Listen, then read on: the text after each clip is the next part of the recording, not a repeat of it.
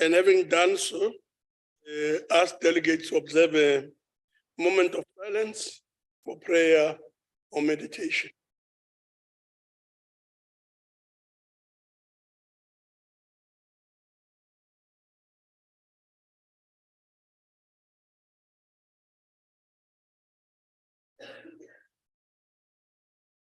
Thank you very much.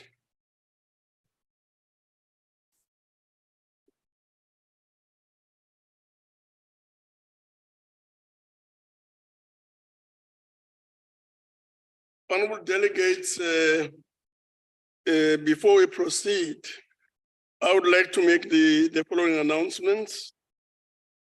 That the hybrid sitting constitutes a sitting of the National Council of Provinces, that delegates in the hybrid sitting enjoy the same powers and privileges that apply in a sitting of the National Council of Provinces, that for purposes of the quorum, all delegates who are logged onto the video platform shall be considered present, that delegates must switch on their videos if they want to speak, that delegates ensure that the microphones on their gadgets are muted and must remain muted.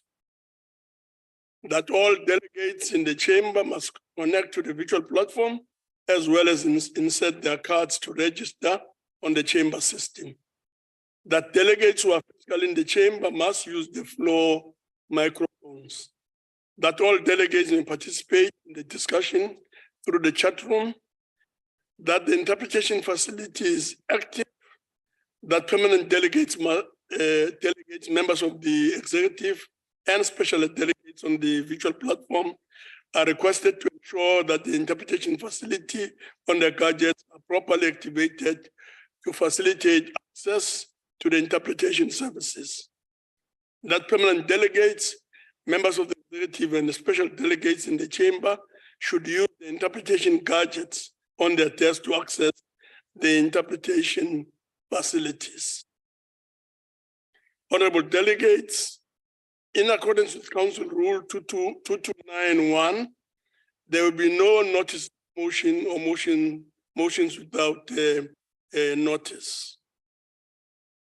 Honorable delegates, before we proceed to questions, I would like to take this opportunity to welcome the Deputy President, His Excellency Paul Mashatile. I'm told that the Premier of the Northwest is also expected. MECs and all permanent and special delegates to the House. Further, I would like to make the following remarks. The time for reply for the Deputy President to a question is 5 minutes. Only 4 supplementary questions are allowed per question. A member who has asked the initial question would be the first to be afforded an opportunity to ask a supplementary question. The time for asking a supplementary question is strictly 2 minutes. The time for reply to supplementary question is 4 minutes. The supplementary question must emanate from the initial question, as members know. Given the fact that Deputy President is coming to the House for the first time, I'm sure you guys can put your hands together. Thank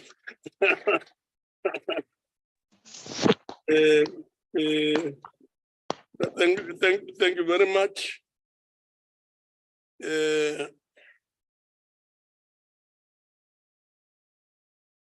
Honorable members, we will now proceed to questions. The first question is question number 1. This question is on the municipality's debt to ESCOM and water entities. This question is from Honorable Shaik and is directed to the Deputy President. So I'll ask the Deputy President to please proceed to the podium on my left.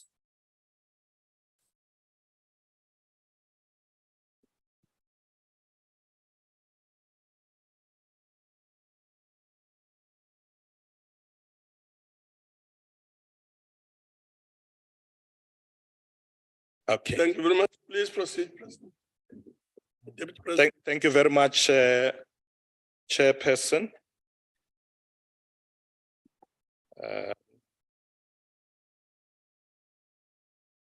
Honorable Chairperson, in our view, the sustainable provision of essential services such as water, electricity, sanitation must be the hallmark of developmental local government.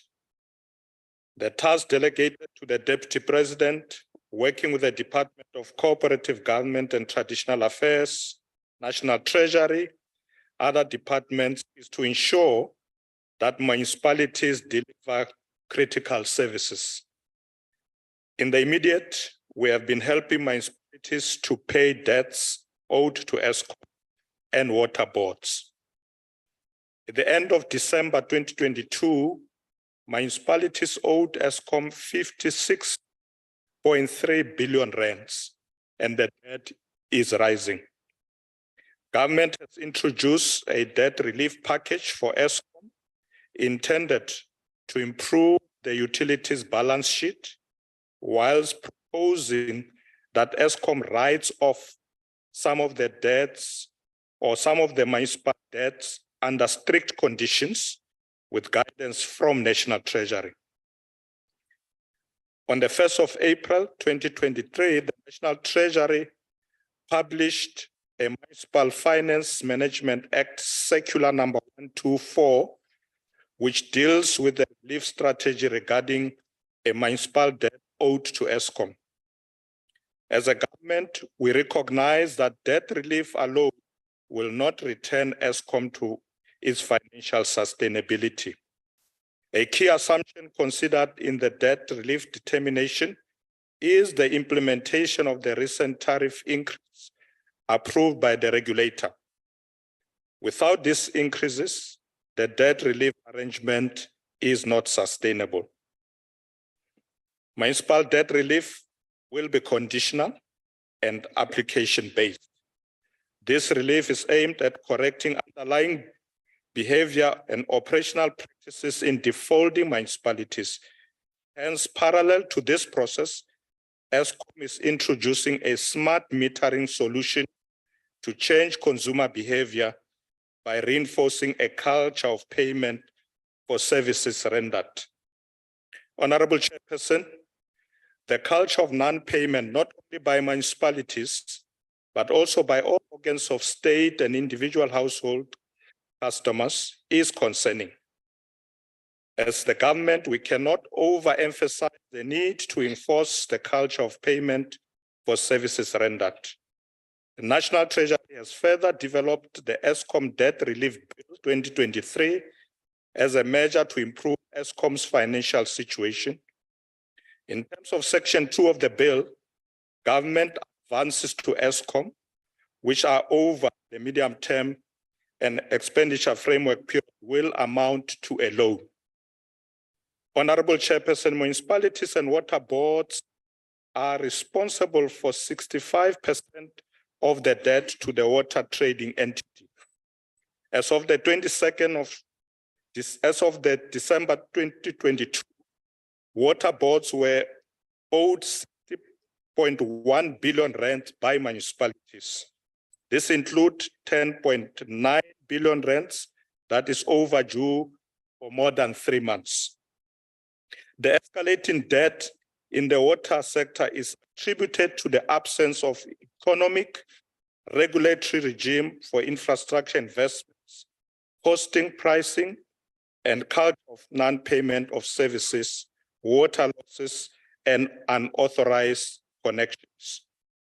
The government has put in place the following measures to strengthen billing and revenue collection to address the escalating debt of municipalities to water entities. 1, adoption of credit control and debt recovery measures across all water boards. And 2, the installation of bulk prepaid meters by water boards in municipalities, especially with a poor payment record. The success of all these relief measures is dependent on coordination across all spheres of government. This is why the government will continue working with all sectors of society to increase and build sustainable economic activities in all municipalities, to create viable tax bases, to develop revenue for social and economic development. I thank you, Chairperson. Well, thank you very much, Deputy President. The first supplementary question will come from Honorable. Thank you very much, Honorable Chairperson. And thank you very much, Honorable Deputy President, on your comprehensive response to this question. I think it's an important question, and Deputy President, this is also your maiden question session in the National Council of Provinces. We note the various initiatives that government is undertaking to address municipal debts, especially in terms of the immediate, medium, and long term, as you've indicated, Deputy President. But as you may be aware, Deputy President, there's always been what call a one-size-fits-all approach in terms of the current funding model to municipalities, despite the fact that there are serious differences in terms of the revenue base between especially rural and urban municipalities. We, on the one hand, we have a low revenue base, while at the other hand, there is a high revenue base. Against this backdrop, Deputy President, are there any policy considerations by government to develop and adopt context-specific funding model for rural and low-based municipalities and low revenue-based municipalities going forward? Thank you very much. Thank you very much, Deputy President. Thank you very much, Chairperson. Honorable Member, as you know, there are almost 257 municipalities throughout the country. And obviously, when government allocate resources, they have to take into account the different challenges that municipalities are facing. So at the moment, there is a review to the allocation of grants to the municipalities by National Treasury. The approach that government wants to take is to ensure that we don't go the route of one size fits all. But government wants to ensure that the allocation of grants should be disproportionately directed, particularly to lesser resourced municipalities, particularly the poorer ones, more in rural areas. So yes, indeed, I agree with you that we should take into account the challenges that municipalities are facing. The same way that National Treasury does when it allocates resources to national departments and to provinces when they do division of revenue.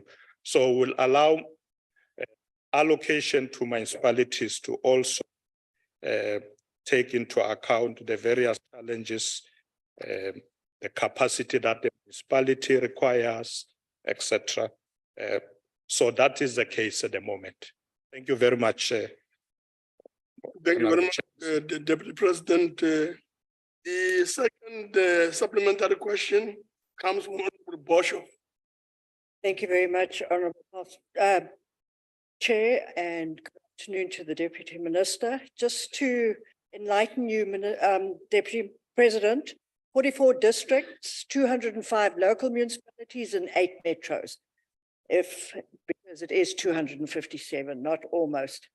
In order to address the problem of poor financial management in financially distressed municipalities, which unfortunately has been exacerbated by your government's discredited cadre deployment policy, it is very, very important that qualified candidates are employed to manage a municipality's financial affairs.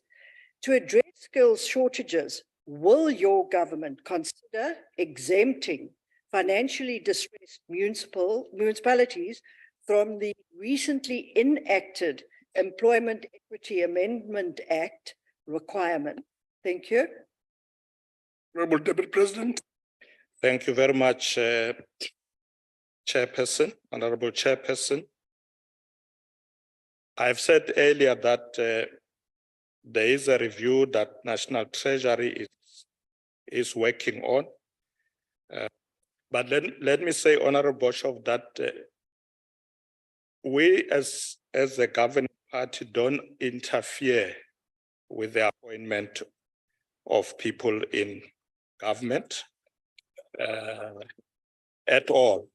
I think the honorable member does not understand the issue of CADA. So CADA, it has nothing to do with just appointing people in government. When people are appointed in government, they go through the necessary processes of application and interview. So we don't just say to government, whether it's municipalities, you shall appoint so and so.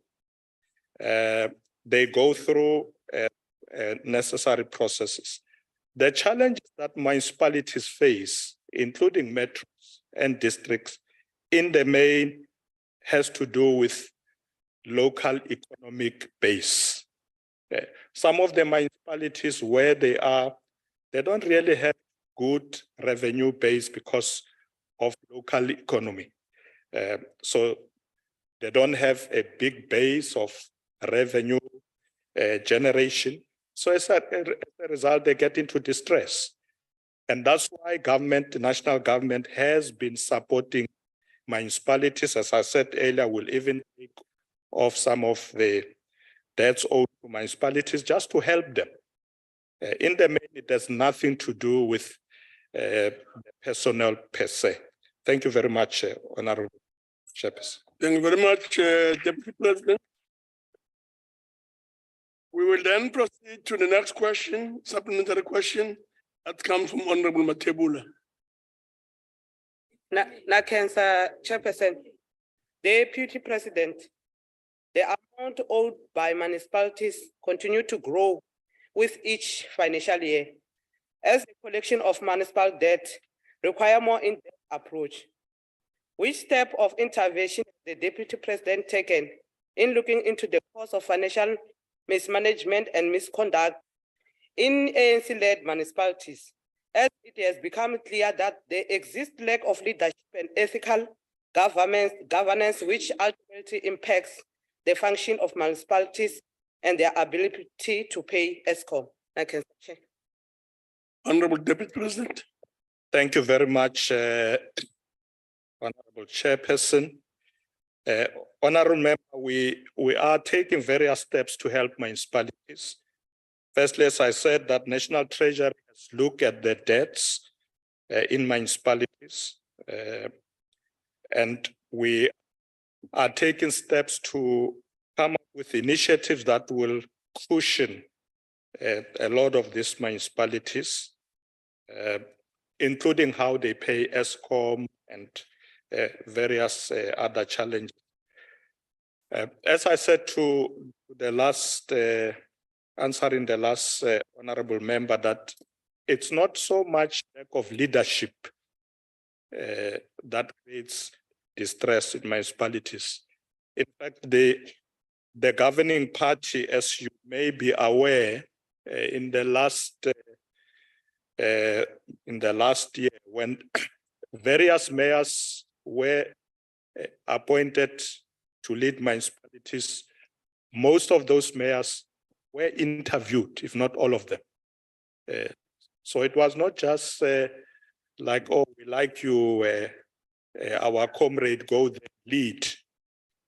They were interviewed, they showed their qualifications, because we do take the issue of municipalities very seriously. And that's why we went through that painful process to ensure that we have the right people. So at the moment, I'm quite sure, Honorable Chairperson, that in most of our municipalities, we do have the right people leading these municipalities because of the process we have introduced. So honorable member, you will see a lot of improvement going forward.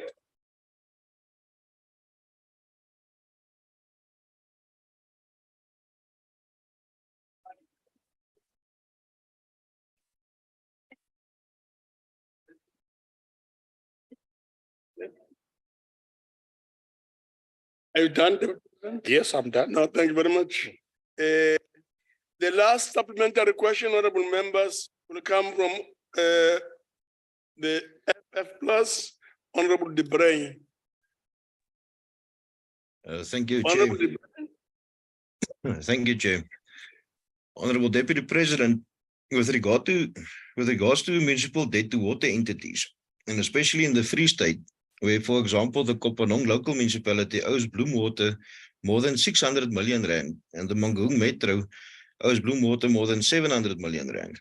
Honorable De Bruin, Honorable Bruin, if you can please speak a bit, of course, louder, but slower. Am I more audible now, Chair? Thank you very much. Please proceed. Thank you. Now, Deputy President, as I was saying, with regards to the municipal debt to water entities, and especially in the Free State, where, for example, the Kopanong municipality owes Bloemwater more than 600 million rand, and the Mangaung Metro owes Bloemwater more than 700 million rand.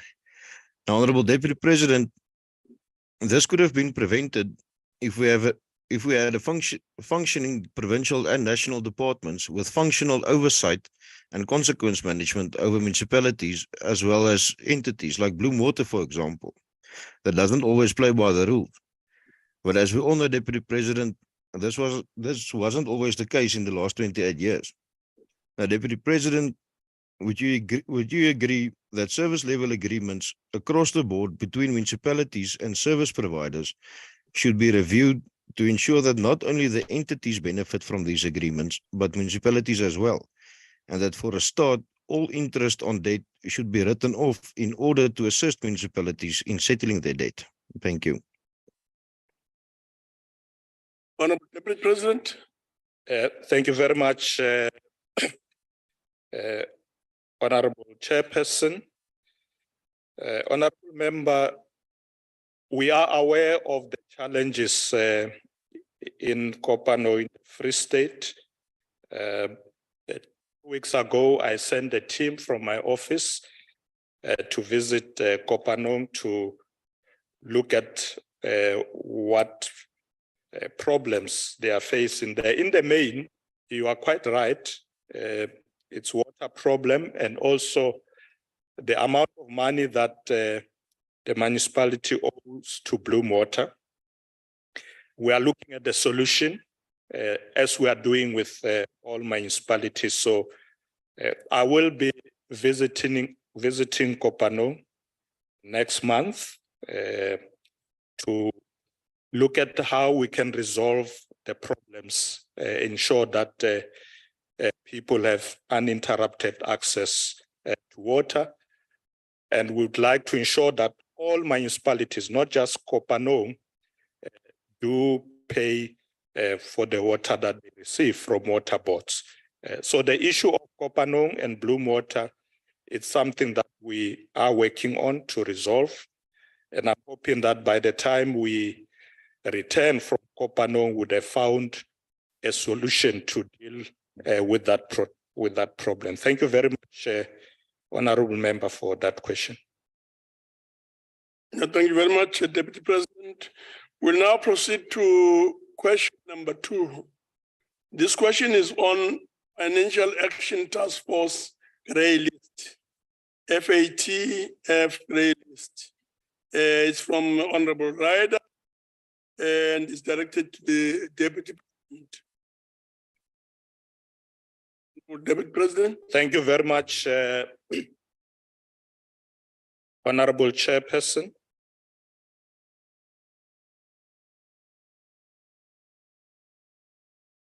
Honorable Chairperson, the Financial Action Task Force It's a global intergovernmental body that promotes policies and sets international standards relating to combating money laundering, terrorist financing, and financing the proliferation of weapons of mass destruction.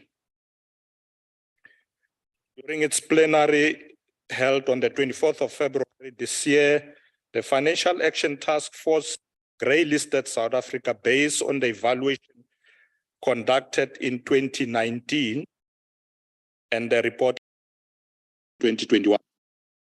The report identified South Africa as one of the countries with strategic deficiencies in relation to anti-money laundering and countering the financing of terrorism.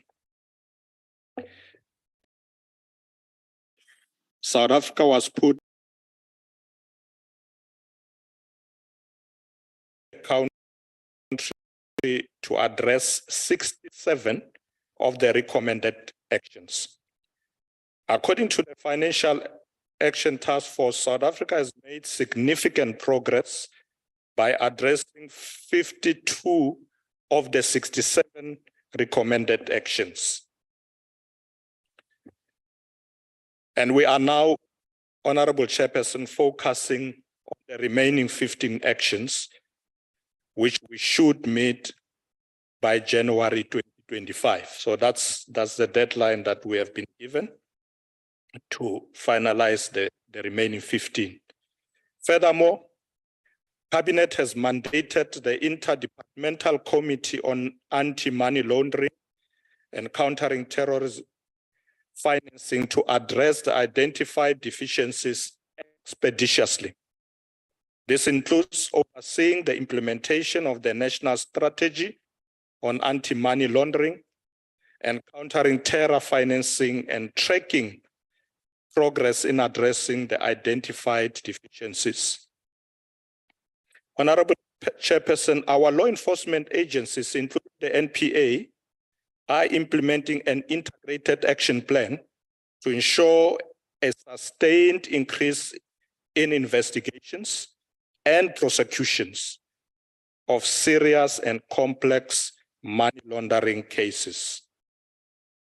The action plan focuses on cases involving professional money laundering networks and also third-party money laundering, as well as identifying, investigating, and prosecuting terror financing activities in line with South Africa's risk profile. Through the Cabinet Committee on Justice, Crime Prevention and Security, JCPS, which I chair, we will continue to enforce the implementation of the high-level goals, ensuring that all relevant agencies and departments are addressing these deficiencies as identified by the Financial Action Task Force. So we are busy with that, Honorable Chairperson. Thank you very much. Thank you very much, Deputy President. Honorable Ryder. Thank you very much, Chair. Deputy President, thanks for your answer, such as it was given.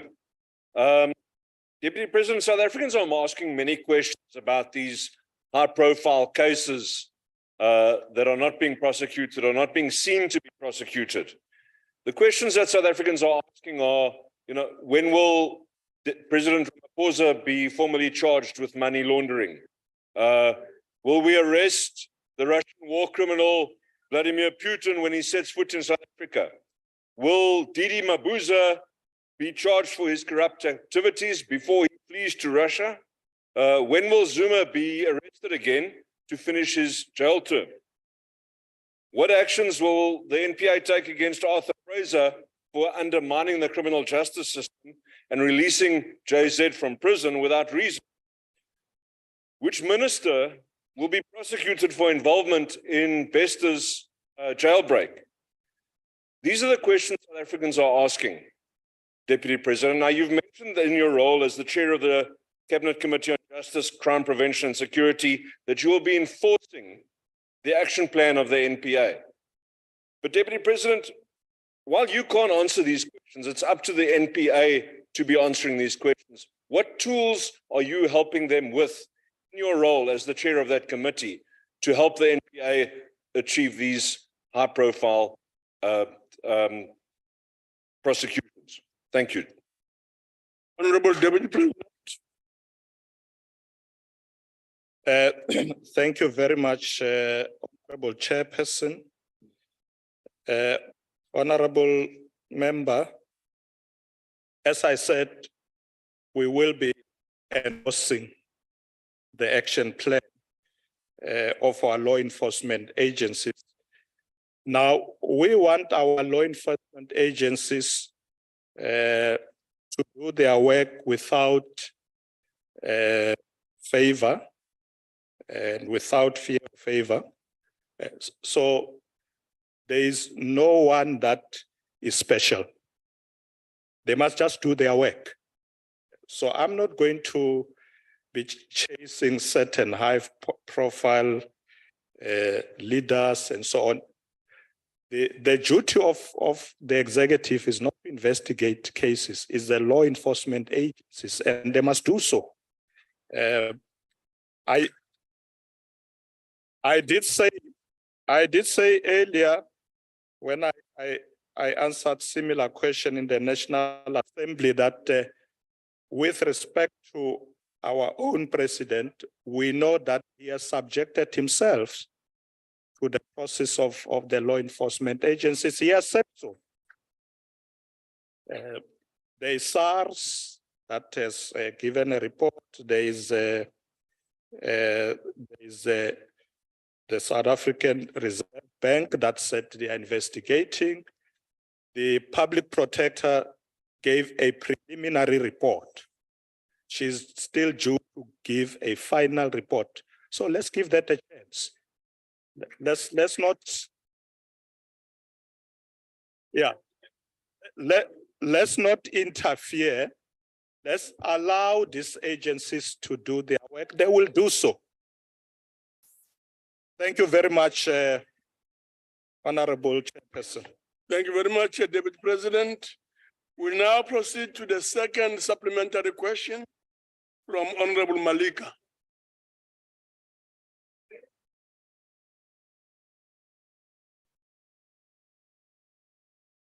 Thank you, Chairperson. Siyabonga Sekela Mongameli ngemibuzo yakho ngempendulo zakho ezigculisayo.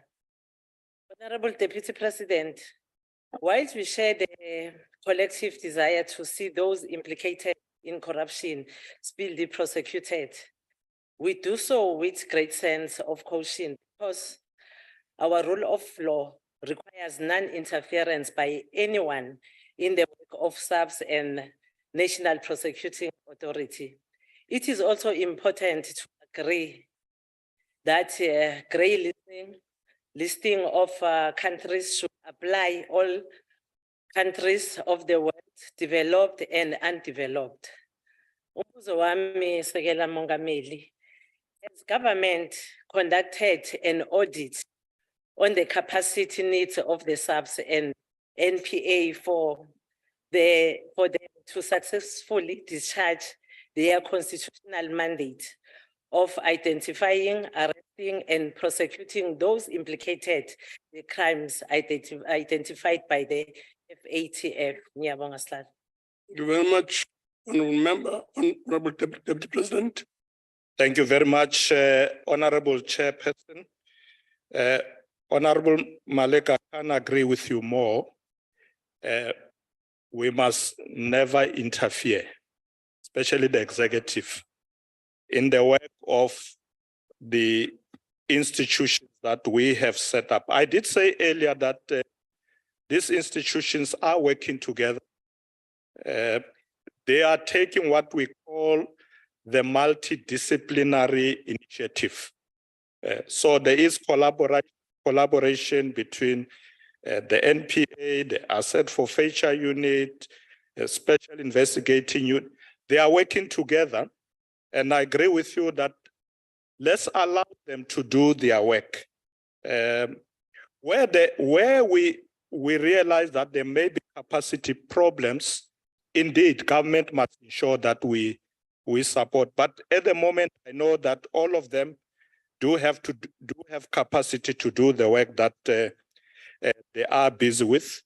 They will come up with an integrated approach, coordination, and to ensure that indeed they are able to perform this task. And government's role is to ensure that we support them, to ensure that they have enough capacity, and we are doing exactly that.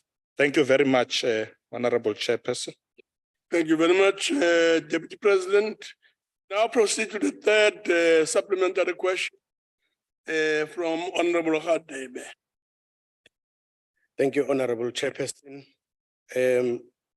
Honorable Deputy President, considering the reputational damage and consequently the lack of trust that has been caused by South Africa's grey listing, I would like to know how you have capacitated the Financial Intelligence Center to effectively manage requests for financial intelligence from law enforcement agencies concerning money laundering and terrorist financing investigations.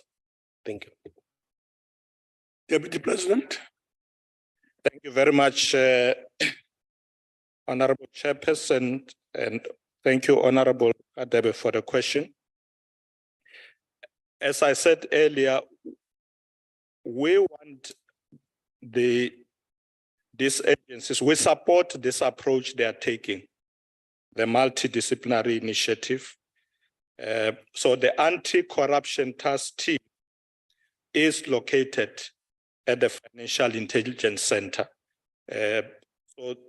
So they are working together to ensure that they have this capacity. I've not been alerted to the fact that they may be struggling with capacity. I think there's been more coordination in the main, but definitely we are paying attention to that. The JCPS, which I chair, will be particularly looking closely at the work of this institution so that we are able to address the deficiencies. We believe that we can, as South Africa, in fact, address the deficiencies identified longer before 2025. In fact, we think by next year, would have addressed all this. And of course, that will require that we have a financial intelligence center that is working optimally. And we are doing everything in our power to support them. Thank you very much, Honorable Chairperson. Thank you very much, Deputy President. We'll now proceed to supplementary question number 4 from Honorable Mtsamai.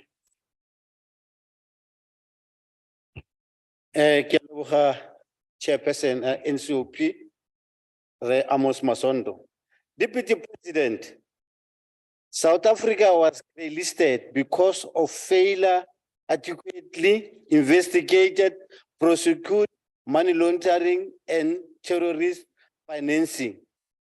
Which assurance can the Deputy President provide that South Africa will be removed from the list when the President of the country, Mr. Cyril Ramaphosa, himself is a criminal who stands accused of money laundering his Phala farm?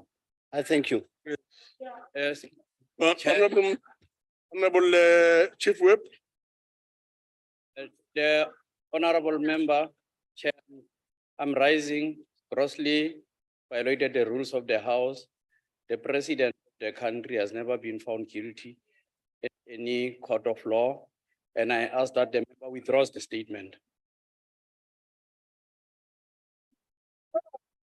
Honorable Mutsamai, I'm sure you know that you can't really use a language that's not in keeping with how we run business of this House.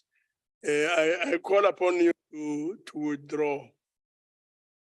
What must I withdraw, Chairperson? Because he is involved, matsogo nga hae.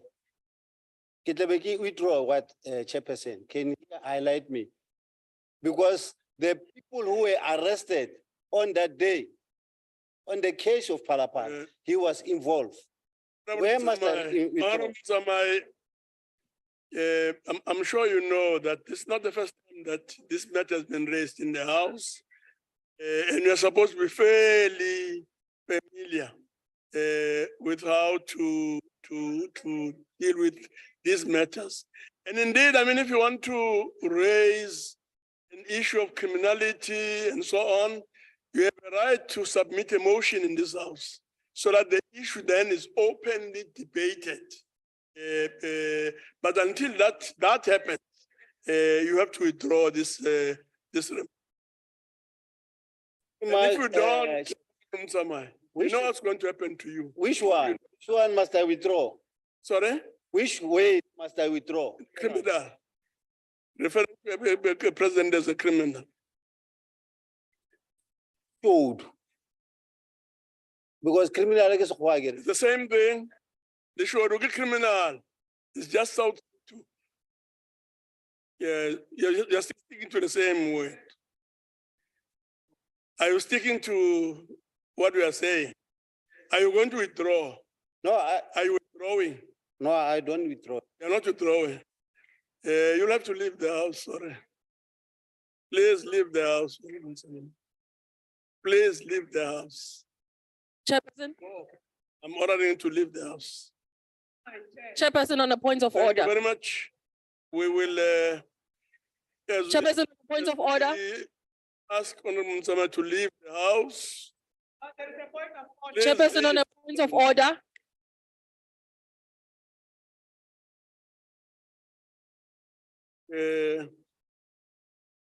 Thank you very much. No, but this is, Member, what's your issue? it's censorship, what you are trying to, On what point are you raising? it's censorship, what you are trying to do, Chairperson. But on By members what- not on- expressing on- what they want to Honorable express member. fully. Member, on what point are you raising? It's a point of order that it was freedom of speech What- that he was expressing, and you want to censor what members are saying so that it can suit the agenda of the ruling party. Yeah, unfortunately, Honorable Member. No, you're but missing we the need to, point no, altogether. Chairperson, you need to do better. There's no point of order. It's not the point of order. We're just opposed to the ruling or something, but it's not the point of order. Thank you very much. We'll proceed to the next question. The next question, Honorable Deputy President, is question number 3. This question is on political coalitions. This question is from Honorable Mohai and is directed to the Deputy President. Deputy President. Thank you very much, Honorable Chairperson. Honorable Chairperson, following the 2021 local government elections, political coalitions among various political parties became necessary because of hung councils where no single party gained a majority of votes in those municipalities. Acknowledging that coalition governments have not been institutionalized, the South African Local Government Association, SALGA, in 2021 developed a framework for coalition governments that can be used as a guide by political parties in practically structuring their coalitions. The issue of coalitions is part of the discussion on improving the quality of our democracy. While working towards the dialogue, government will review the negative impact of dysfunctional coalition arrangements and its effect on service delivery. Chairperson, we are particularly concerned that although some municipalities are weakened because of low economic growth, approval of development proposals that would boost local economic growth, that these are derailed because of endless disruptions of coalition governments. The results of this process that we have undertaken will form part of the dialogue on coalitions to determine the appropriate mechanism to guide on how coalitions function collectively.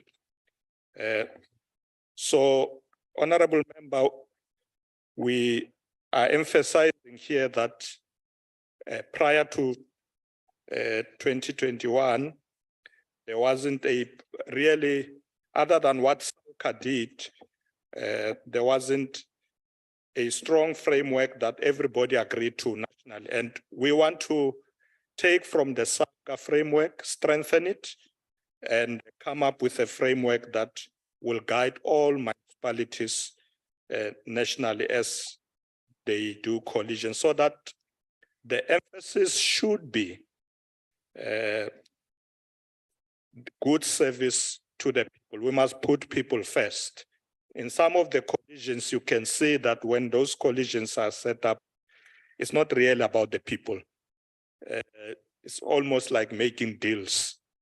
So we want this framework to be able to guide all the municipalities, put the people first, and ensure that coalitions should be put in place for the benefit of the people to improve service delivery. Chairperson, I thank you. Thank you very much, Deputy President. The first supplementary question comes from Honorable Mahai. Honorable Mahai. Thank you very much, Chairperson of the Council. And thank you, Deputy President, for providing clarity on this matter, on how the democratic government is approaching this important question. Honorable Deputy President, because of the governance instability and disruptions caused by the current local government coalitions, some citizens have begun to lose confidence in local government as a whole, which may increase lower voter turnout in the future elections. As part of our regulatory framework on coalitions, will government consider a participatory process of taking into account the views of communities in line with the injunctions of the Freedom Charter you mentioned in your response about unifying vision for the people, and that no government can justly claim authority unless it is based on the will of the people? Linked to that, how do we avoid and prevent capture of local state power by people and parties with no real democratic voter support of residents of our municipalities, as demonstrated by the outcome of the 2021 local government elections? I thank you, Chairperson. Honorable Deputy President. Thank you. Thank you very much, Chairperson. Thank you, Honorable Mahai. Indeed, local government is the closest government to the people. I think it's important for us to emphasize that point, that because local government is the closest to the people, we need to minimize disruptions as much as we can at that level. So I agree with you that the participatory approach is correct when dealing with these matters, because we need to ensure that our municipalities are accountable to the people.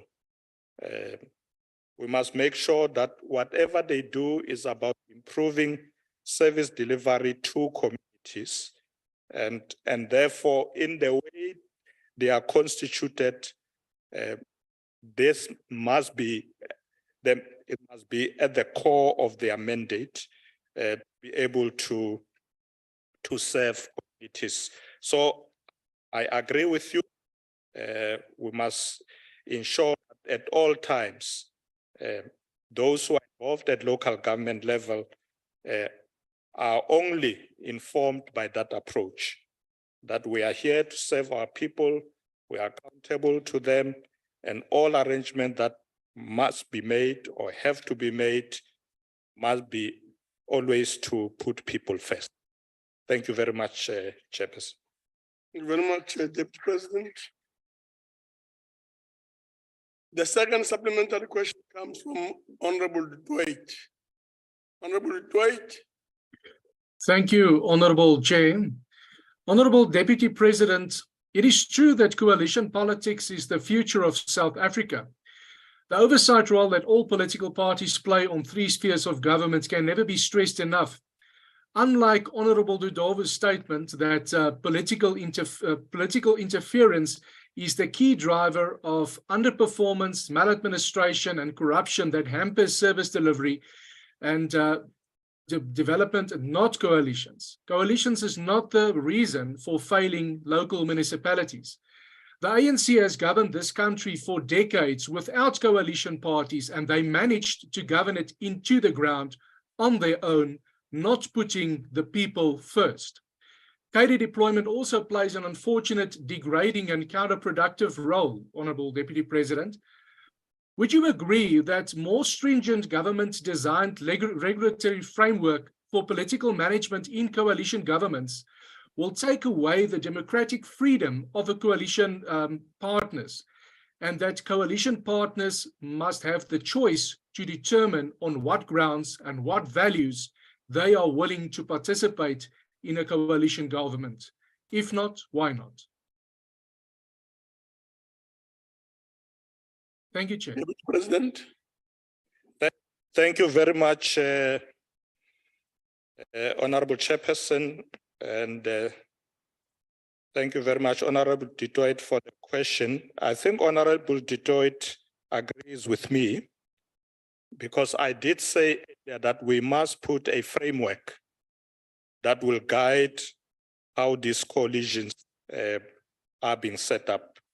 So I agree with you, Honorable Dutoit, when you say we need a regulatory framework, because yes, indeed, we can't always say we blame the challenges or problems of local government on coalitions. But the point you are saying is that the way these coalitions are being set up in some of these areas lead to these problems. And that's why we must fix the way coalitions are set up, because we are in an era in South Africa where coalition governments, particularly local government, have now become the order of the day, because there's no single party that is winning outrightly. Therefore, we need to get the model right to make sure when the coalitions are set up, they are set up in a proper way. There shouldn't be interference from anybody. The local government is another sphere of government. Those parties there must come together and be able to set up those coalitions. Of course, working together with other spheres of government for support. And we believe that when coalitions are set up, the parties there are willing participants. Nobody's being coerced or dragged on. All the parties come together, discuss, and they agree. And I think that should be always the case. Thank you very much, Chairperson. On a point of order. On a point of order, Chair. Okay.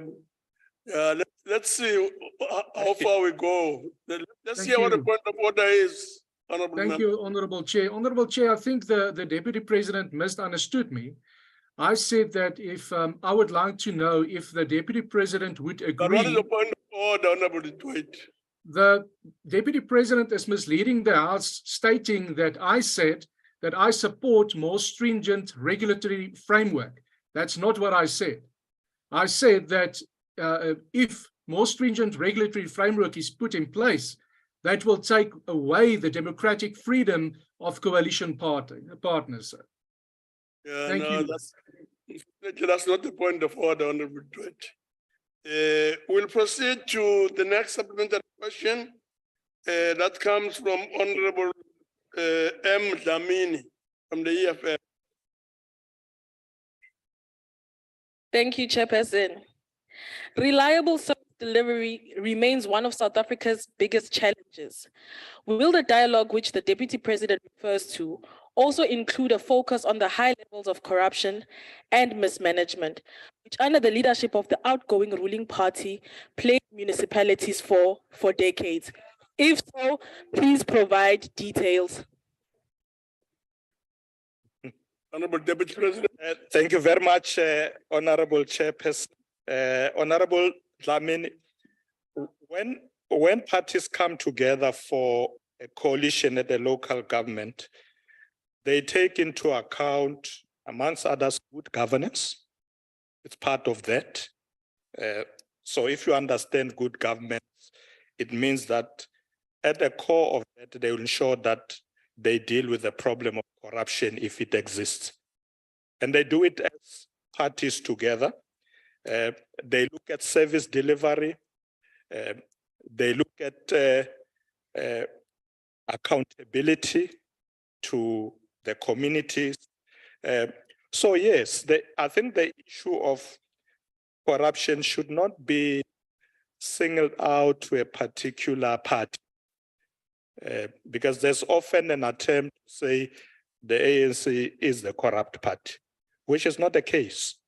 When there are challenges in institutions and municipalities, let's deal with those officials that are corrupt.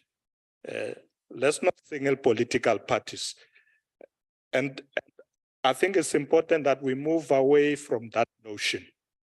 Already on the ground, your party is part of these coalitions.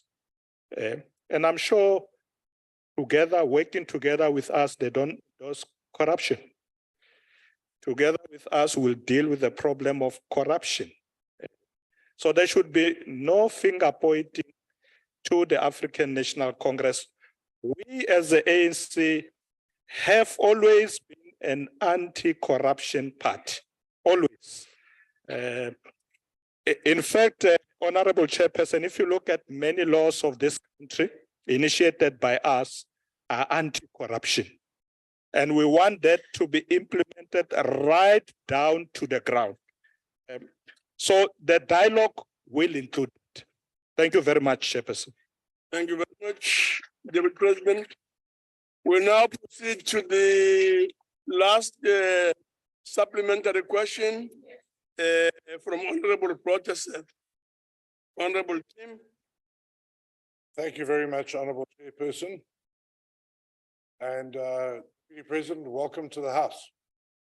It's a pleasure having you here. Mr. Deputy President, the reality of coalition politics in South Africa is reflected in the farcical situation in Johannesburg, where a 0.6 percentage party is holding the mayoral chain. As the second largest party in South Africa, the DA has initiated 2 private members' bills designed specifically to stabilize coalitions based on best practice internationally. Deputy President, we want to see coalitions work. Our 2 parties together can work together past these bills. Will you be willing to work with us as the DA to make coalitions work by supporting these legislative proposals? Thank you. Deputy President. Thank you very much, Honorable Chairperson. Honorable team. Yes, there have been challenges in many coalition governments on the ground, but coalitions by their very nature do accommodate small parties. So I'm not shocked if a mayor comes from a small party. Because if the spirit is to work together, we must not say to small parties, yes, we want you, but you have no role. And I think you'll agree with me that Joburg is currently stable, even with the party from the mayor from a small party. Let me say, honorable team, indeed, I think our approach on the ground must always be a constructive one, where we appreciate to work with anybody who has constructive proposals. And we have done so in the past.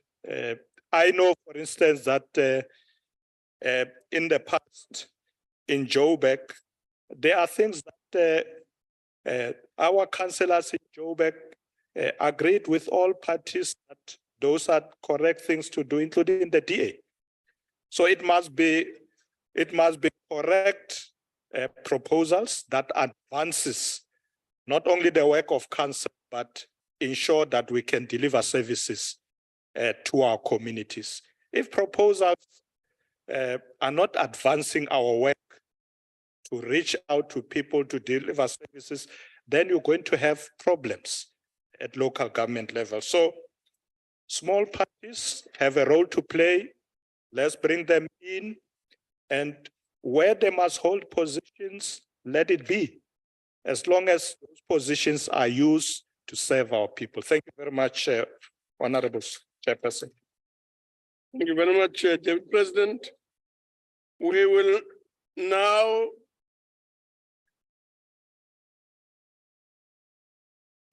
proceed to the next question, which is question 4.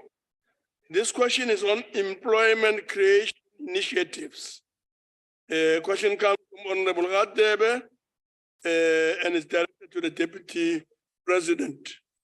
Deputy President. Thank you very much, Honorable Chairperson. Chairperson, this question is very timely, Honorable Radebe, because it comes at a time when we are planning a visit to KZN. And we're going to, amongst others in KZN, have engagements with the KZN Human Resource Development Council. This trip will happen next month, before the end of May. In the main, Chairperson, the visit will be undertaken together with business, labor, and academia, focusing on assessing the impact of human resource development strategy in the province by identifying gaps, solutions to fast track our developmental agenda. However, we would like to start by expressing our sympathies to the families and the community of the Dakota Informal Settlement, Pingo, who were displaced because of the recent tragedy. As government, we continue to support the affected families through rebuilding livelihoods from this and other disasters that have engulfed KwaZulu-Natal and other provinces.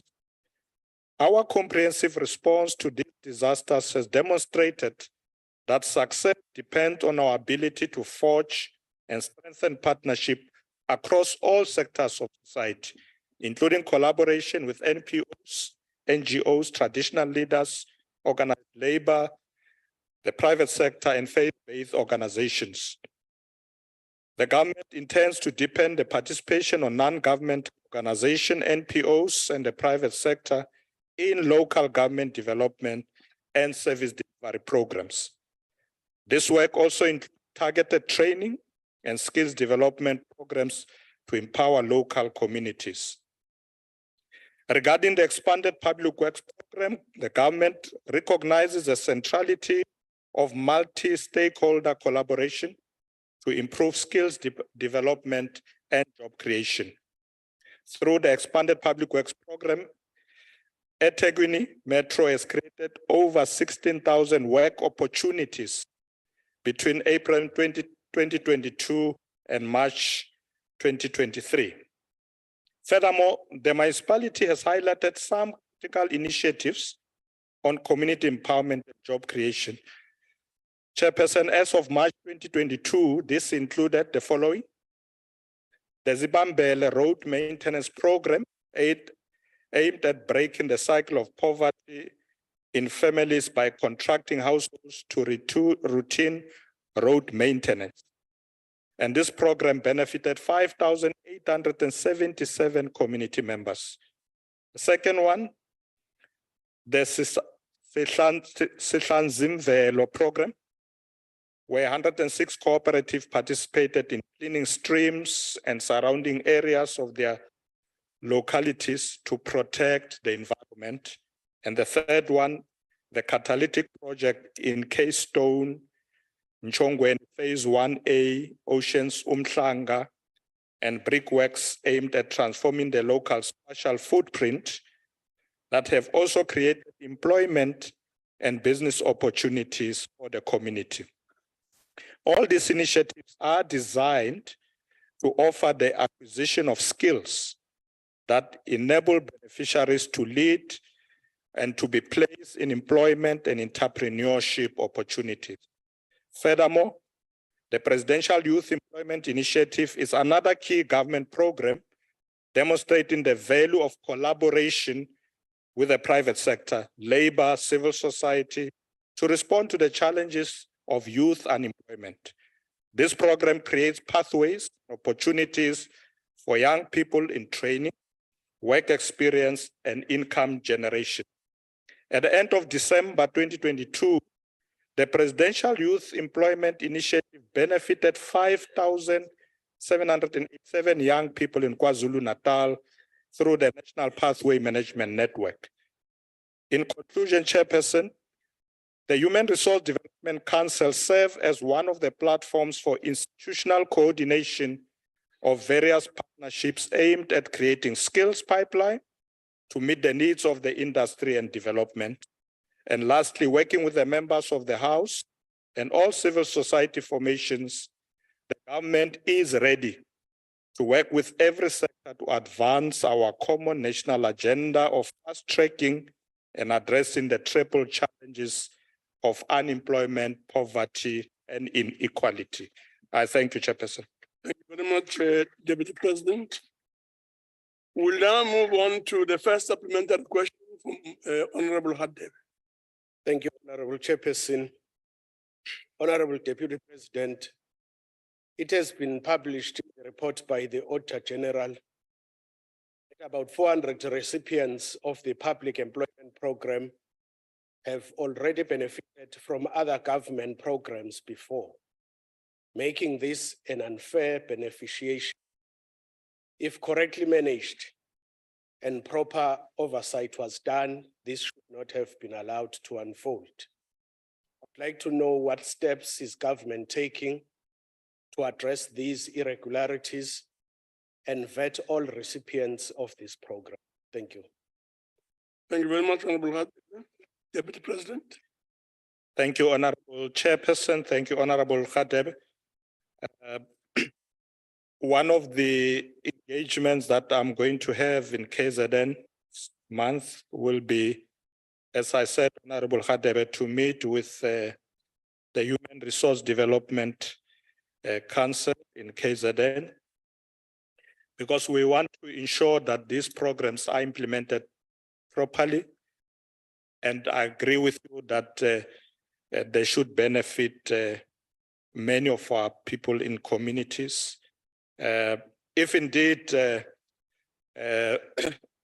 the program is not benefiting many people, but is kept in one place, we will intervene to ensure that it's broadened. That's why we emphasize even the issue of training. So nobody can say, no, we didn't extend to this part of the community because they don't have skills. And we would like to work particularly with the SETAs.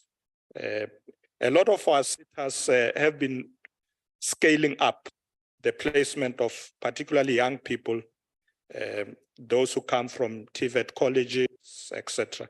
So we will be looking into this, Honorable Member, to ensure that these programs benefit as broadly as possible many of our people in those communities. Thank you, Honorable Chairperson. Thank you very much, Deputy President. The next supplementary question comes from Honorable Badenhorst. Honorable Badenhorst. Honourable Chair, thank you for the opportunity, Deputy President. I was going to say welcome, but I'll say hello. Hello. It would appear that your government, Deputy President, has a serious knowledge deficit when it comes to transfer critical skills. On the other hand, the Democratic Alliance-led City of Cape Town identified, for example, call center industries as a growth area. Over the past few years, more than 70,000 people have been trained by the city and employed in this industry. Not warm, fuzzy promises, Mr. Deputy President, real jobs. People skilled, employed, 70,000 in the city. Deputy President, will you please follow the DA example and start turning this country around? Thank you, Honourable Chair. Thank you very much, Deputy President. Thank you very much, Honourable Chairperson. Honourable Badenhorst, the DA copied that from me. I introduced call centers when I was MEC for Finance in Gauteng. It's true. You can check on record, the first province to introduce call centers was Gauteng when I was MEC for Finance. You can go and see. And in fact, in a space of 18 months, Honourable Badenhorst, we had employed 1,800 young people through what we call the Gauteng Shared Service Center. So later on, the DA is doing it in the Western Cape. So welcome, DA. You have seen that we are doing the right thing.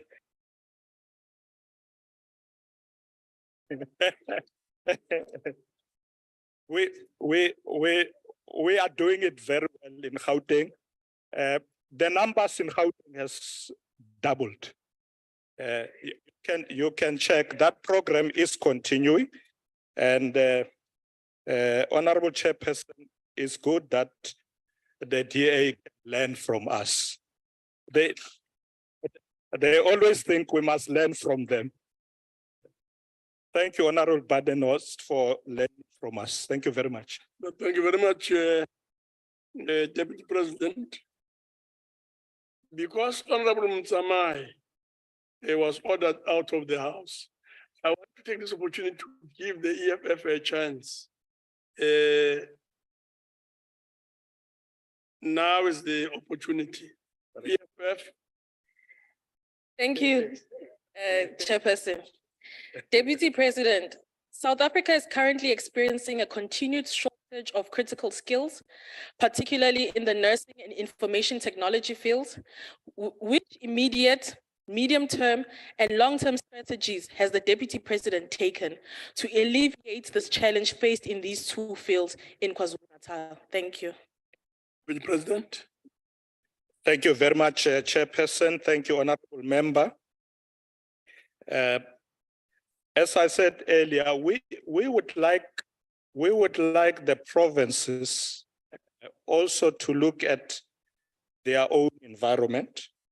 So the reason why we decided to have a meeting with the Human Resource Development Council in KZN, because we want them to guide us so that we don't impose and say, in KZN, we think this is what you need. We want to meet with them, and they will be able to say to us, we think these are the critical skills that we need in this province. You will appreciate, Honourable Member, that KZN also has vast rural areas.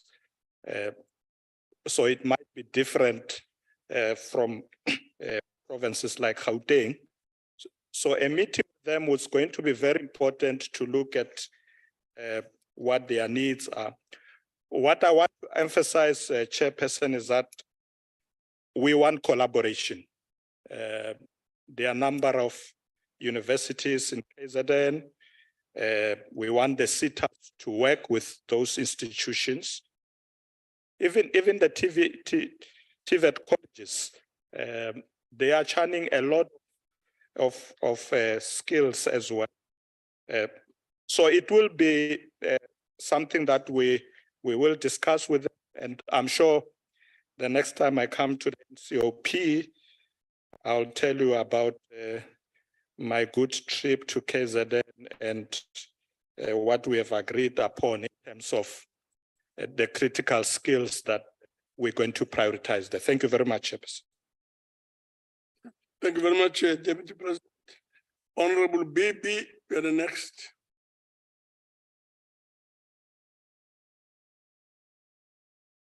Ngiyabonga sihlalo wendlu ngibonge nakusekela mongameli kepha umbuzo wami bengizowubuza bekulo mayelana nositha usungiphendulele kuwona kepha kimi ukuhalalisela ukuthi uchaze kahle konke njengoba kunjalo ngoba wazi futhi ukuthi iKwaZulu Natal ibe nokukhahlamezeka okukhulu kabi kwama disasters nawo konke lo nomnotho shona phansi nengqeshwa yabibikho kodwa ngiyajabula sekeme nomongameli ngoba ayekahle sikhonkosini sizwe sonke la ukuthi uthini ngendaba kaSitha ukuthi igenge encane ingene phela imisebenzi. Ngiyabonga kakhulu lapho msebenzi. Thank you very much. Kubonga mina ngijabule kakhulu ukuthi ngizathola ithuba le kwaZulu Natal. Sibone singalungisa kanjani. Kubaluleke kakhulu ukuthi sincede kakhulu ku-youth yethu laba abancane. Uma ubheka izinga labantu abanganamisebenzi lishaya kakhulu ababancane. Babuya kuma-college, ma-varsity bangatholi imisebenzi. Kumele sibanikeze amanye ama-skills azobanceda bakwazi ukusebenza endaweni ezihlukene. Ngibonga kakhulu ukuthi sizoba nethuba sibe nesikhathi lapha kwaZulu Natal sibonisane nabe Human Resource Development Council kule nyanga ezayo. Bonga mina. Thank you very much, Deputy President. We now proceed to question 5. Question 5 is on manufacturing agricultural vaccines. Manufacturing agricultural vaccines. This is from CFSR and this is to the Deputy President. Deputy President. Thank you very much, Honorable Chairperson. Honorable Chairperson, the Department of Agriculture, Land Reform and Rural Development is working with the Understanding biological products to expand South Africa's vaccine manufacturing capacity through contract manufacturing. To this end, Understanding biological product is currently in discussion with Aspen Pharmaceuticals to investigate the entity's capacity and technology improvement. Through this ongoing discussion, it is hoped that an engagement on partnership will be reached by the third quarter of this year. However, the agreement would depend on granting permission by vaccine regulators for human and animal vaccine production. Honorable Chairperson, we have also been advised that Understanding biological product is working with cooperatives, veterinary companies, and wholesalers to forge deeper partnership with a biotechnological vaccine manufacturing industry. Furthermore, Understanding biological product is also pursuing linkages with the private sector through collaboration with veterinary companies to allow the sharing of norms of best practice as well as institutional knowledge. The Department of Higher Education, Science and Innovation, in partnership with National Biosecurity Hub, and the Department of Agriculture, Land and Rural Development, in collaboration with the University of Pretoria, are also working together on developing mechanisms to improve ways of addressing biosecurity threats. In this regard, the Biosecurity Hub will enhance and improve the capacity of the department to identify, analyze, and mitigate against biosecurity threats and risks. Partnership will also assist with augmenting and availing sufficient research capacity and science on which the department bases its biosecurity work and its regulatory function and mandate. The hub will significantly enhance collaborative working arrangements between government and stakeholders and affected all stakeholders that are affected by biosecurity threats, rather than having these groups act independently and in isolation. Chairperson, we remain confident that through partnerships with the private sector and support from the Department of Agriculture, Rural Development and Land Reform, Onderstepoort biological products will be in a better position to conduct tests and trials and develop vaccines that will save livestock and thus contribute to food security in South Africa. Thank you very much. Thank you very much, Deputy President. We now proceed to Honorable Professor. Give us the first follow-up question. Honorable Professor. Thank you. Thank you, Honorable Deputy President, for the plans that you had for the medium and the long term. At this current stage, we stand with a crisis that was brought to the attention of Onderstepoort biological products already in 2016, and which legislation says it needs to be reported immediately and acted upon it. We are losing animals on a daily basis. All the the African horse sickness has taken a lot of our horses and ways of people traveling with that. We haven't got anti-snake venom, things like that. When will your government start meeting with the private manufacturers to get them acting now? We need immediate action to save the animals of a large spectrum right through South Africa and Africa, where we always delivered. So at this stage, we are at a point where farmers can start receiving more vaccines for their livestock immediately to save our country in with their dire food security situation. Thank you. Deputy President. Thank you very much, Chairperson. Thank you, Honorable Member. Yes, indeed.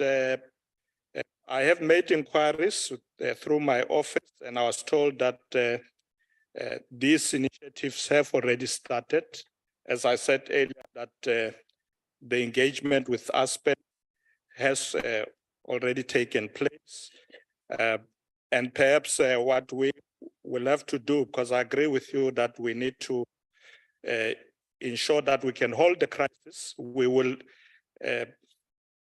push fast to ensure that not only Aspen, but we open up for private sector players who have capacity to come in and work with the department to develop these necessary vaccines.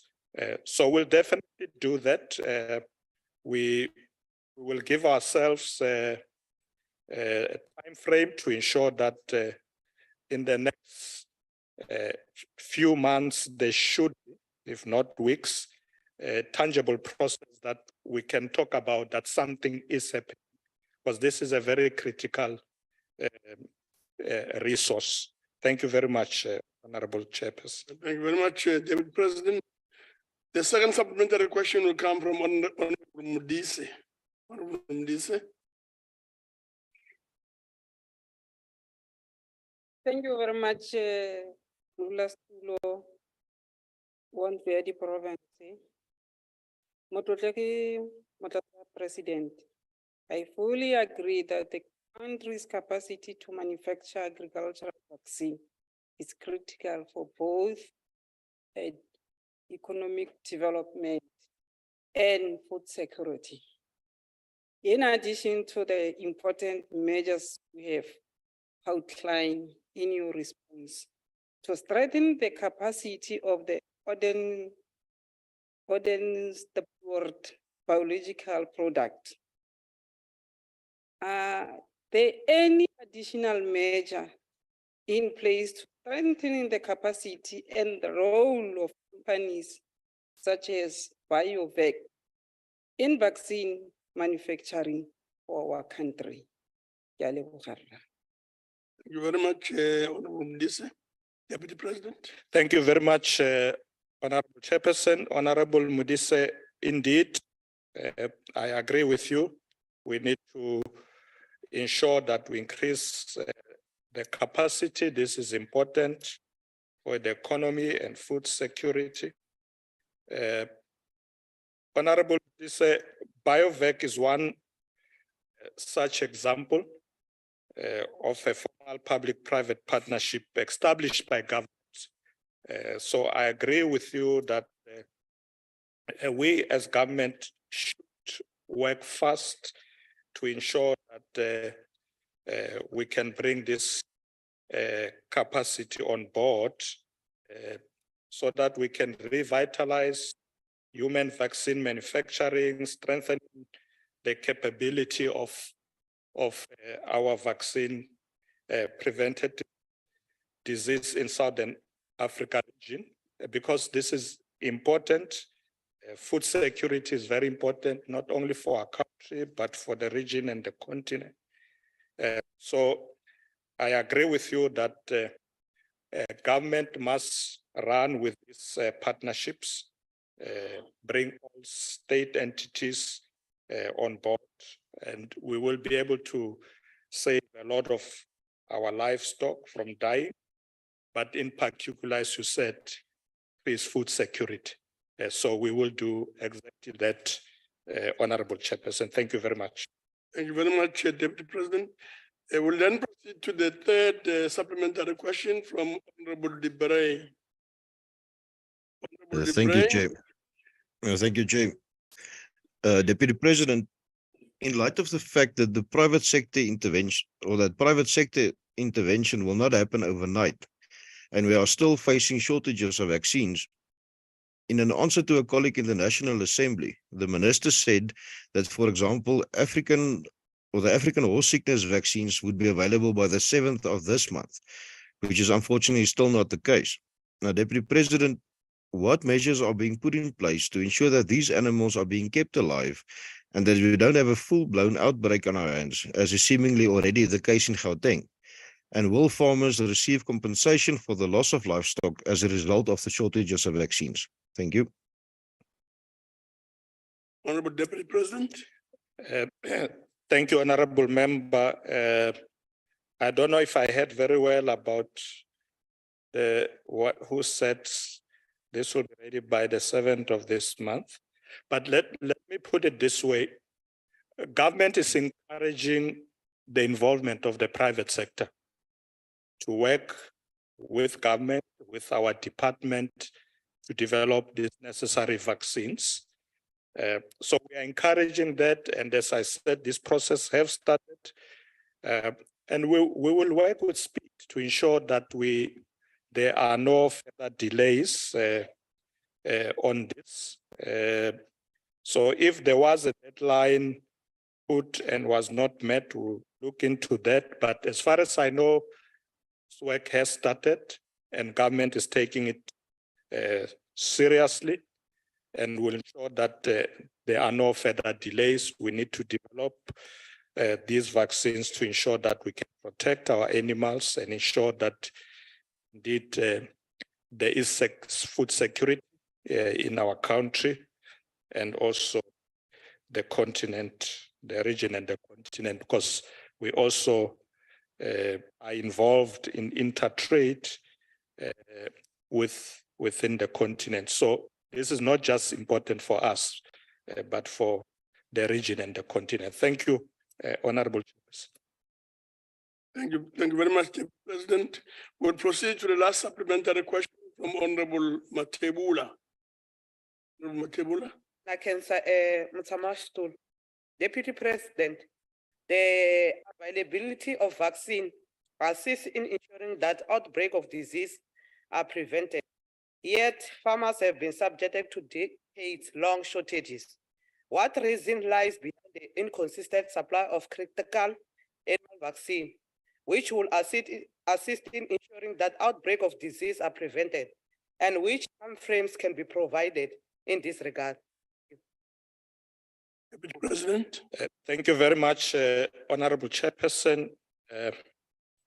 Honorable Matebula. I agree with you. Vaccines are very important. I think all of us agree. Our intervention at the moment is to actually deal with this long shortage that you're talking about. So we have been made aware, and that's why we are intervening with the department to make sure that we can address this once and for all.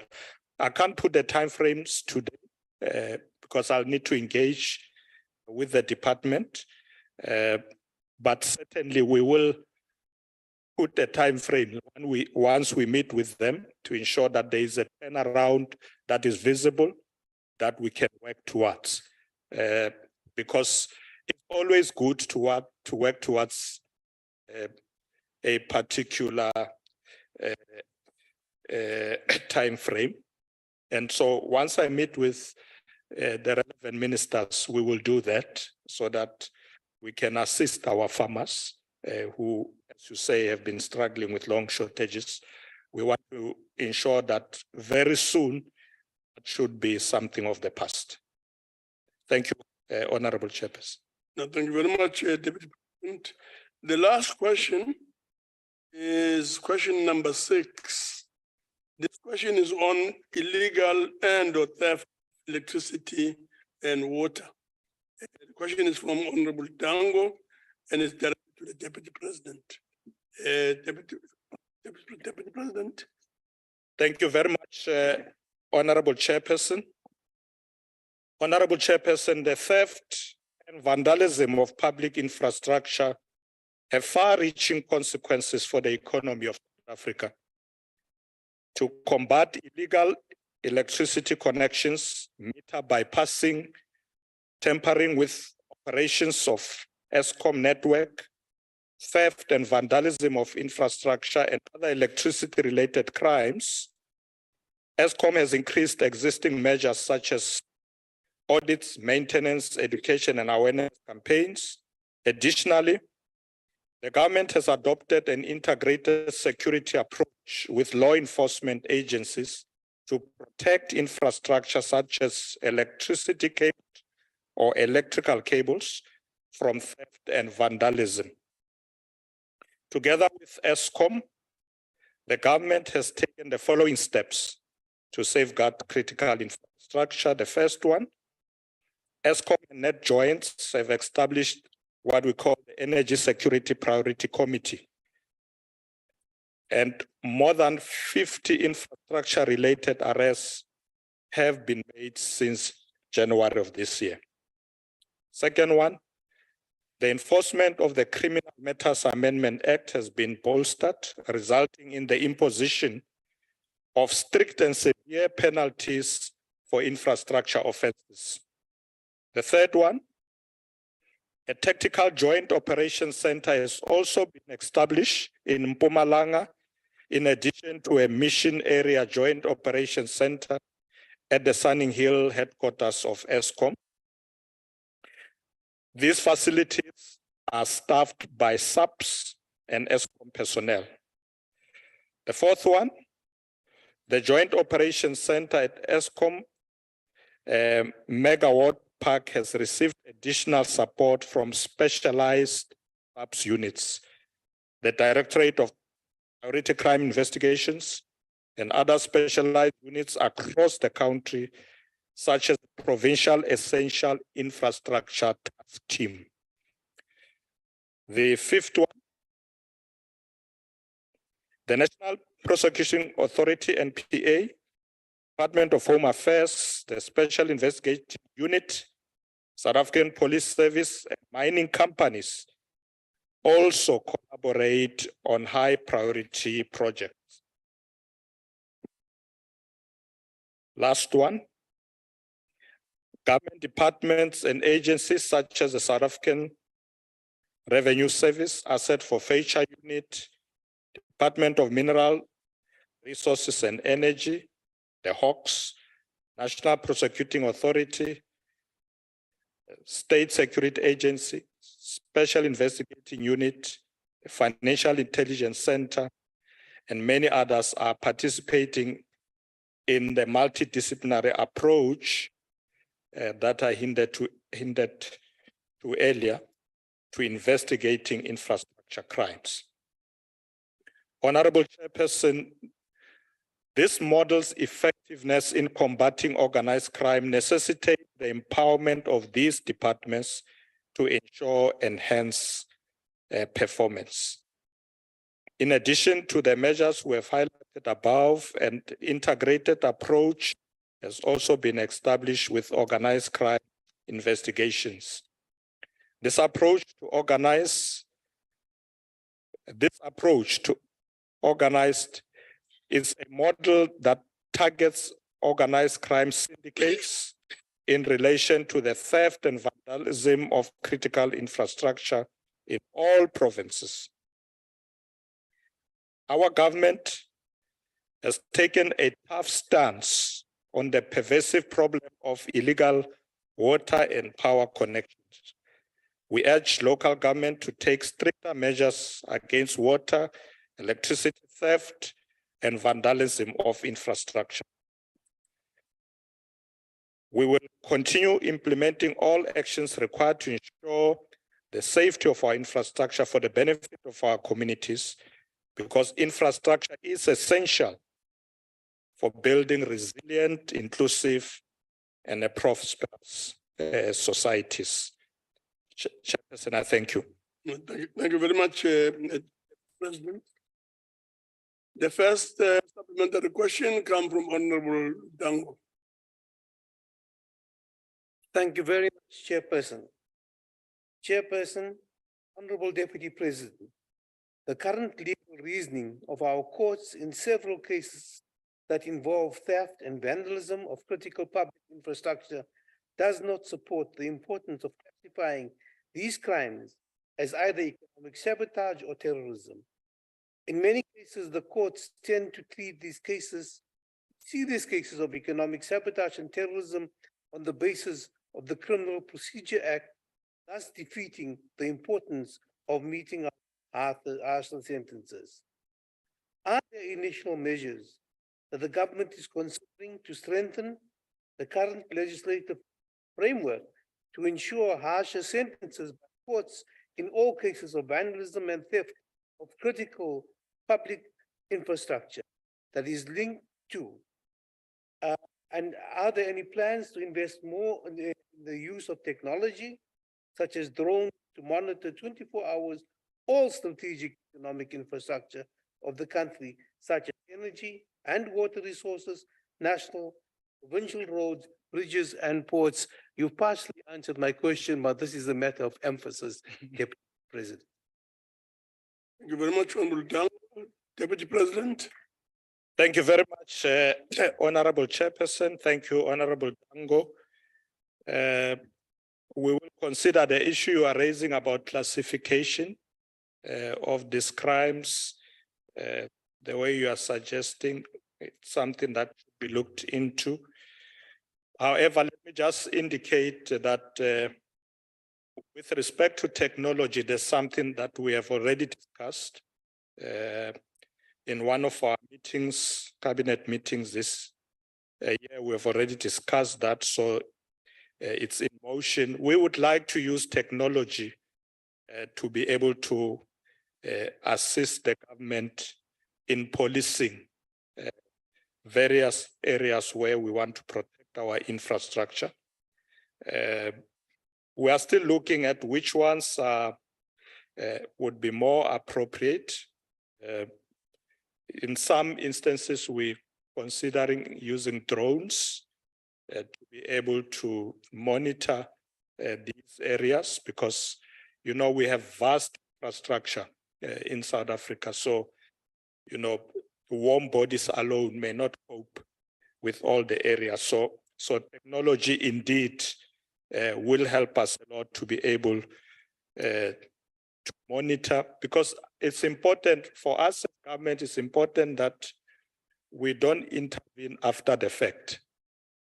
So monitoring and making sure that we are there is very critical to avoid vandalism before it even takes place. So that's what we'll be doing. But with respect to classification, we will consider that. All I can say is that government must be tough with this. Whether we classify it as part of terrorism, whatever, we can look into that. But we cannot continue to not intervene in a tough way when this is happening. The destruction of our infrastructure will affect our economy in a way that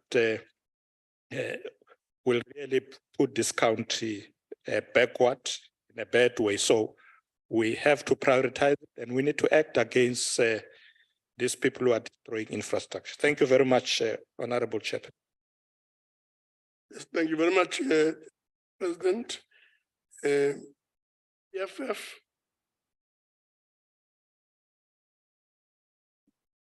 Thank you, Chairperson. Illegal water and electricity connections and vandalism of infrastructure cost South African taxpayers millions of rand. Will the government-wide response, which the Deputy President refers to, also include initiatives to provide sufficient investment in infrastructure, which has been left neglected since the outgoing ruling party came into power? And will the response bring the end to the privatization of water services, which has made the situation worse? Thank you very much, Deputy President. Thank you very much, Honorable Speaker. And thank you very much, Honorable Member, for your question. The issue of investment, most definitely. It's something that we are doing because we don't just want to protect old infrastructure. We have to invest more in infrastructure. So you are quite right, but you always take a swipe at me. You always take a swipe at which the ANC neglected. Your question was quite right until you added that part. It is not correct that the ANC neglected infrastructure. We inherited vast amounts of infrastructure that over time, some of them were meant to serve a minority of people in this country. We expanded them, reached to many of our people. So it's a big task to do that. When the ANC took over this country, very few of our people had access to electricity, to water, and all this. We had to expand these services. So there's nothing we are neglecting, Honorable Member. So I agree with you. We are not neglecting, but we must invest. Thank you very much, Chairperson. Thank you very much, Deputy President. The next supplementary question comes from the IFP, Honorable Hadebe. Thank you, Honorable Chairperson, Honorable Deputy President. Besides the financial costs ESCOM incurs from repairing vandalized electrical infrastructure, those most affected by these acts are the South African citizens living in areas prone to the theft and vandalism of electrical infrastructure. Considering this, I would like to know what measures you have in place for residents of these communities and other stakeholders to work together with the South African police, besides the already over-reliance on neighborhood watch groups to uncover the organized criminal syndicates behind these crimes. Thank you. Thank you very much. Deputy President. Thank you very much, Honorable Chairperson. Honorable Khateben, some of the communities are working with law enforcement agencies, which we commend.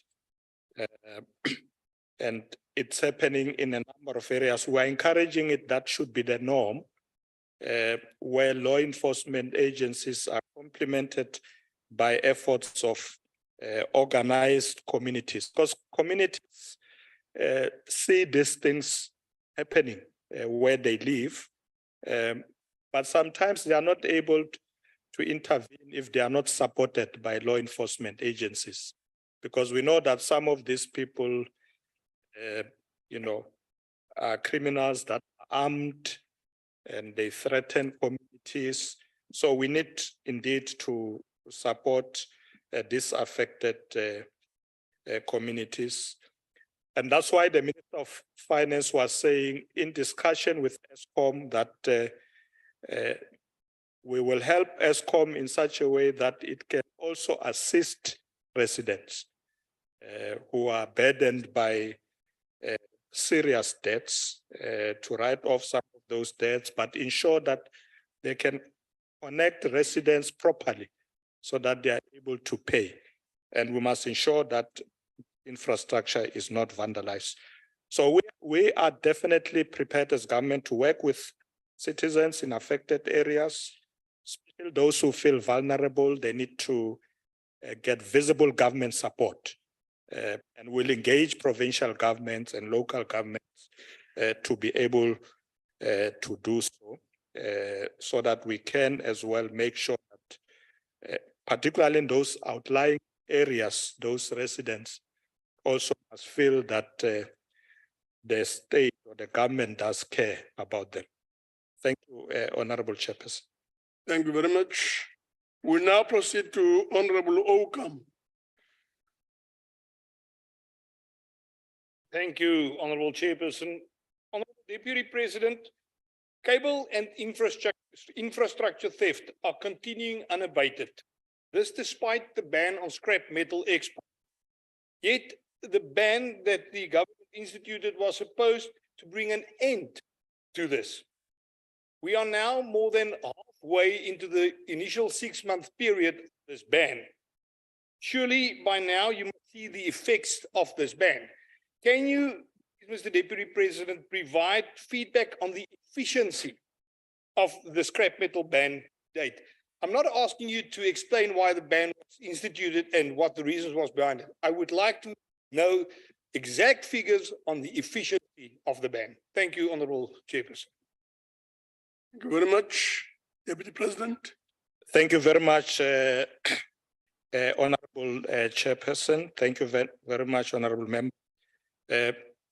Indeed, the ban was made to ensure that this does not continue unabated. To the extent that there are weaknesses, we are now looking at reviewing and looking at where the gaps are, because it's important that we particularly, ensure that there isn't unabated theft of scrap metals and all these things being taken across our borders.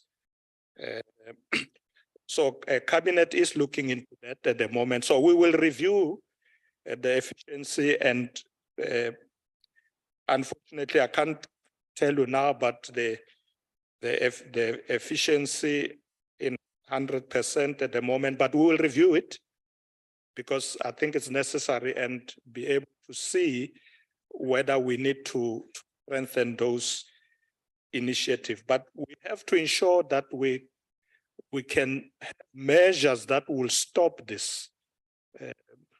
Because you see, when infrastructure is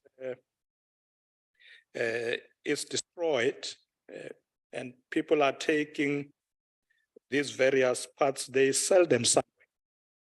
So for them, it's an economic activity, they benefit. So government must ensure that we indeed look at, maybe we need more than just the ban and strengthen the gaps that are there. So we will do that. Thank you very much, Chairperson. Thank you very much, Deputy President. Honorable members, as the Deputy President takes his seat,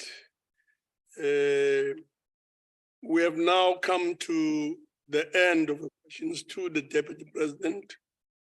And I would like to take this opportunity to thank the Honorable Deputy President for availing himself to answer questions and express a similar appreciation to the Premier of the Northwest, as well as the Speaker of the Northwest Legislature, the MECs, as well as all special and permanent delegates for availing themselves for this particular sitting of the NCOP. That, honorable members, concludes the business of the day. The House is now adjourned.